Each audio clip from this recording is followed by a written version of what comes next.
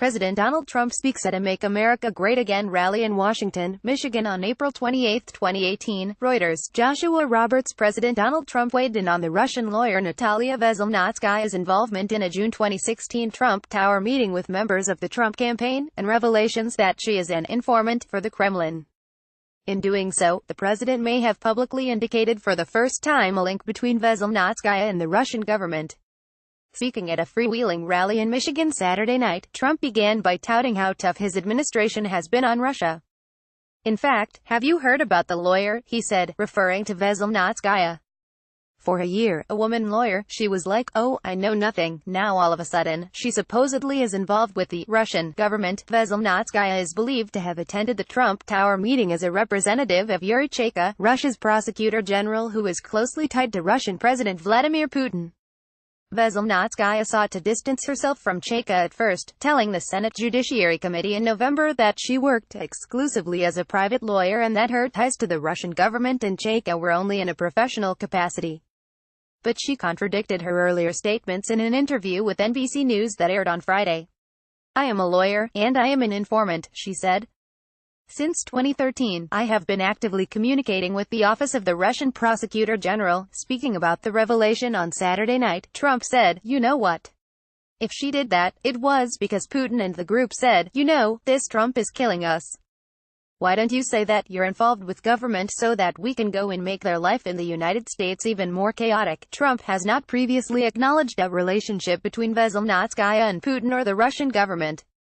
When the British music publicist Rob Goldstone initially pitched the Trump Tower meeting in 2016 to Trump's eldest son, Donald Trump Jr., he wrote in an email, "The Crown Prosecutor of Russia offered to provide the Trump campaign with some official documents and information that would incriminate Hillary and her dealings with Russia and would be very useful to your father." Goldstone added that the meeting was part of Russia and its government's support for Mr. Trump. As Business Insider has previously reported, Veselnitskaya brought a memo to the Trump Tower meeting that contained many of the same talking points as one that Chaika's office had written 2 months earlier.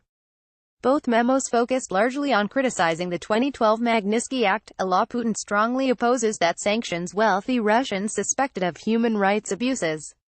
Details emerge of contacts between the Trump team and Russians during and after the election. Then President-elect Donald Trump speaks with his son Donald Trump Jr. during a news conference in the lobby of Trump Tower on January 11, 2017. Reuters. Lucas Jackson. After reports of the meeting surfaced, Trump Jr. released evolving statements about its purpose, eventually acknowledging that Veselnitskaya had promised dirt on Clinton but that the information never came to light. Meanwhile, Trump's lawyer said at first that he had no knowledge of the meeting or its aftermath. But the Washington Post later reported that Trump was the one who dictated Trump Jr.'s initially misleading statement about the purpose of the meeting. This week, Democrats on the House Intelligence Committee released new details, in their rebuttal to the panel's final Russia investigation report, which indicate that there were additional contacts between Trump's campaign and key players involved in the Trump Tower meeting during and after the election. In particular, Ranking Member Adam Schiff told CNN that Veselnitskaya reached out to the Trump family after the election to follow up on her efforts to repeal the Magnitsky Act. Clearly, there is an expectation there on the Russian side that they may now have success with the Magnitsky Act, given the prior meeting and communications dealt with the offer of help, Schiff said. "It certainly seems like the Russians were ready for payback." Aras Agalarov, an Azerbaijani Russian oligarch and real estate developer who was a central figure in the push to set up the Trump Tower meeting, also reached out to Trump's transition team. And Agalarov's son, Emin, texted Trump Jr. 2 days after the meeting, according to BuzzFeed. The post-election outreach to Trump's team from Aras Agalarov came via Goldstone, who was the primary intermediary between the Trump campaign and Veselnitskaya during the campaign. In a November 28, 2016 email to Trump's assistant, Rona Graft, Goldstone wrote, "Aras Agalarov has asked me to pass on this document in the hope it can be passed on to the appropriate team." According to Democrats on the House Intelligence Committee, the document attached to the email was related to the Magnitsky Act. Graff forwarded the email to incoming White House chief strategist Steve Bannon.